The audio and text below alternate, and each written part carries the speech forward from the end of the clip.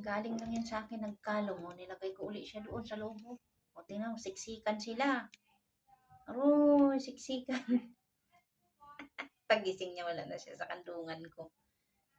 Bangon siya. Nangalay na si nanay eh. Nangalay na si nanay. O, shush, itsura.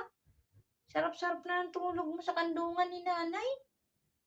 O, shush, wawa man na niya. O, kain na tayo, wala pa si Busing eh. Para makatulog na si nanay. Para makatulog na si nanay. Kain na tayo. Ayan. Kain na. Mag-alas 8 na.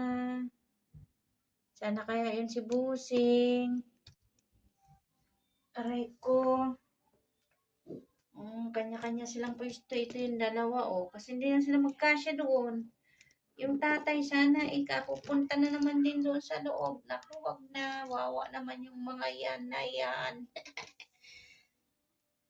Wawa. Glasan ko. Glasan ko muna to.